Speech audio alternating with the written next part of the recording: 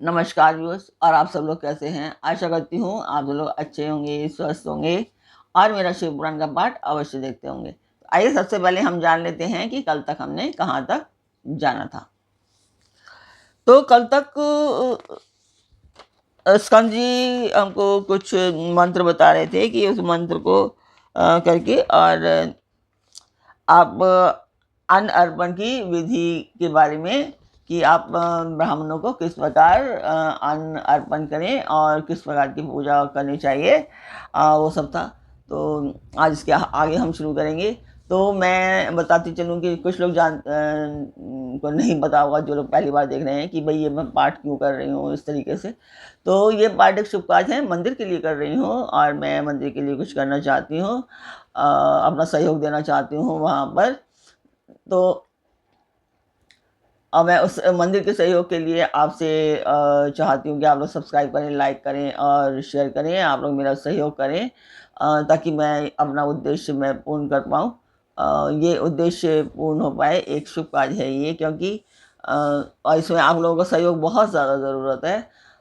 तो जिस मंदिर का मैं वर्णन कर रही हूँ उस मंदिर की मैं वीडियो डालती हूँ, आप लोग देखें और मुझे बताएं कि आपको पाठ कैसा लग रहा है। और अपने परिवार और मित्रगणों को आप लोग सब्सक्राइब एंड शेयर करने के लिए अवश्य ही कहें, पर्सनली कहें मेरी तरफ से।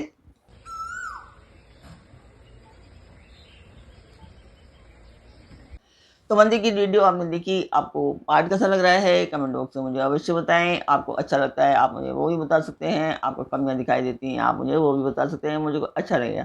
मुझे अगर मुझे कमियां बताएंगे तो मुझे बुरा नहीं लगेगा बिल्कुल भी, और कमियों को मैं पूरा करने की पूरी कोशिश करूँगी, उनको सही करने की पूरी कोशिश करूँगी। तो अब हम चलते हैं आज के पाठ पर। स्वागत करती हूँ मैं आप सभी का अपने इस कार्यक्रम शिव पुराण में। शिव पुराण की कैलाश संहिता चल रही है और कैलाश संहिता में आज आप सुनने वाले हैं, कल तो मैंने बताया था पूर्वांगभूत नांदी श्राद्ध। अब इसके आगे है ब्रह्म यज्ञ आदि का वर्णन। तो जैसा कि आप जानते हैं कि ये थर्ड पार्ट चल रहा है और यहाँ पर स्कंद जी यानी कि कार्तिकेय जी बता रहे हैं वामदेव जी को, वामदेव जी से वार्ता कर रहे हैं। तो वो ये बता रहे हैं कि जो कल तक मंत्र बताए थे कि इसके आगे पूजा मतलब इसी तरह से करनी चाहिए, पूजा की यही विधि है। और आप सर्वत्र माता आदि के लिए भी अन्न अर्पण की यही विधि है। अंत में बस माता के जो अन्न अर्पण की विधि है उसके अंत में आप इस प्रकार प्रार्थना करेंगे, यत्पाद पदम स्मर नाद यस्य नामज पादपी न्यूनम करम भवेत पूर्णतम वंदे सांब मीश्वरम। जिनके चरणारविंदों के चिंतन एवं नाम जप से न्यूनता पूर्ण अथवा अधूरा कर्म पूरा हो जाता है, उन साम सदाशिव यानी कि उमा महेश्वर की मैं वंदना करता हूँ। तो ब्राह्मणों, यह नांदीमुख श्राद्ध यथोक्त पूर्ण रूप से परिपूर्ण हो यह आप कहें। ऐसी प्रार्थना के साथ उन श्रेष्ठ ब्राह्मणों को प्रसन्न करके उनका आशीर्वाद लें और अपने हाथ में लिया हुआ जल छोड़ दें। फिर पृथ्वी पर दंड की भांति गिरकर प्रणाम करें और उठकर ब्राह्मणों से कहें कि यह अन्न अर्पित अमृत रूप हो। फिर उदार चेता साधक हाथ जोड़कर अत्यंत प्रसन्नता पूर्वक प्रार्थना करे। श्री रुद्र सूक्त का चमकाध्याय सहित पाठ करें। पुरुष सूक्त की भी विधिवत आवृत्ति करें, मन में भगवान सदाशिव का ध्यान करते हुए। ईशान सर्व विद्या नाम इत्यादि 5 मंत्रों का जप करें। जब ब्राह्मण लोग भोजन कर चुके हैं तब रुद्र सूक्त का पाठ समाप्त कर क्षमा प्रार्थना पूर्वक उन ब्राह्मणों को पुनः अर्पिता विधान मसी स्वाहा यह मंत्र पढ़कर उत्तरा पोषण के लिए जल दें। तदंतर हाथ पर धो आचमन करके पिंडदान के स्थान पर जाएं। वहां पूर्वाभिमुख बैठकर मौन भाव से 3 बार प्राणायाम करें। इसके बाद मैं नांदी मुख श्राद्ध का अंगभूत पिंडदान करूंगा। ऐसा संकल्प करके दक्षिण से लेकर उत्तर की ओर 9 रेखाएं खींचें और उन रेखाओं पर क्रमशः 12-12 पूर्वाग्र कुश बिछाएं। फिर दक्षिण की ओर से देवता आदि के 5 स्थानों पर चुपचाप अक्षत और जल छोड़ें। पितृवर्ग के तीनों स्थानों पर क्रमशः अक्षत जल छोड़ 9वें माता महादी के स्थान पर भी मार्जन करें। तत्पश्चात अत्र पितरो माद्य धवम कहकर देवादि के 5 स्थानों पर क्रमशः अक्षत जल छोड़ें। इस प्रकार अवनेजन दे 5 स्थानों पर प्रत्येक के लिए 3-3 पिंड दें। इसी तरह शेष स्थानों पर भी करें। अपने गुहा सूत्र में बताई हुई पद्धति के अनुसार सभी पिंड पृथक पृथक देने चाहिए। फिर पितरों के साध्य गुण के लिए जल अक्षत अर्पित करें।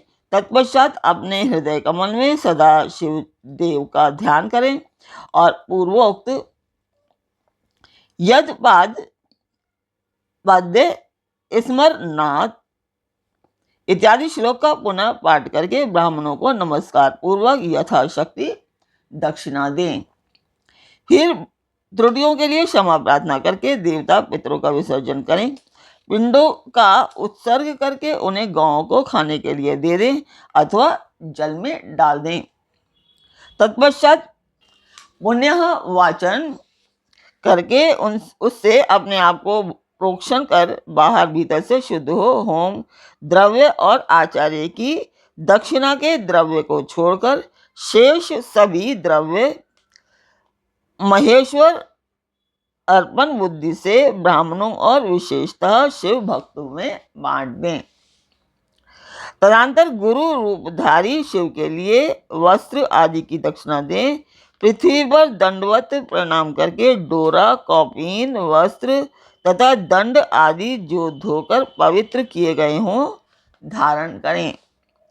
तदंतर होम द्रव्य और समिधा आदि लेकर समुद्र या नदी के तट पर पर्वत पर, शिवालय में, वन में अथवा गौशाला में किसी उत्तम स्थान पर विचार करके वहां बैठ जाएं और आचमन करके पहले मानसिक जप करें। फिर ओम नमः ब्राह्मणे इस मंत्र का 3 बार जप करके अग्नि मिले पुरोहितम इस मंत्र का पाठ करें। इसके बाद अथ महाव्रतम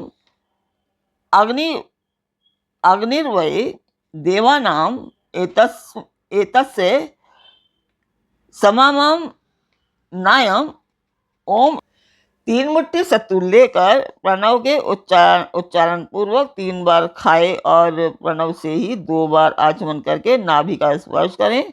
उस समय आगे बताए जाने वाले शब्दों के आदि में प्रणव और अंत में नमः स्वाहा जोड़कर उनका उच्चारण करें। बीच में कुछ संस्कृत के श्लोक हैं वो मैंने नहीं बताए हैं यहाँ पर, तो वहाँ पर वो मैं नहीं पढ़ पा रही थी, क्लियर नहीं हो पाए थे और गलत पढ़ना सही नहीं था, इसलिए मैंने वहाँ पर वो छोड़ दिए हैं। यथा ओम आत्मने नमः स्वाहा, ओम अंतरात्मने नमः स्वाहा, ओम ज्ञानात्मने नमः स्वाहा, ओम परमात्मने नमः स्वाहा, ओम प्रजापतये नमः स्वाहा इति। तदंतर पृथक पृथक प्रणव मंत्र से ही दूध दही मिले हुए घी को अथवा केवल जल को 3 बार चाटकर पुनः 2 बार आचमन करें। इसके पश्चात मन को स्थिर करके सुस्थिर आसन पर पूर्वाभिमुख हो बैठकर शास्त्रोक्त विधि से 3 बार प्राणायाम करें। तो आज मैंने पार्ट कंप्लीट कर दिया। इसके 3 ही पार्ट थे। मैं छोटे छोटे बनाती हूँ क्योंकि ज़्यादा बड़े हो जाएंगे तो फिर आप लोग देखते रहिए, इसलिए मैं छोटे पार्ट उसको मैंने 3 पार्ट में डिवाइड कर दिया है। और जो श्लोक थे वो भी मैंने छोड़ दिए हैं बहुत सारे, तो आप सुने और उसका आनंद लें। तो आज का पाठ हम यहीं पर पूर्ण करते हैं। कल फिर मिलेंगे एक नए पाठ में, एक नए उमंग, एक नई तरंग के साथ। तब तक के लिए आज्ञा दीजिए। ओम नमः शिवाय। जय माता की।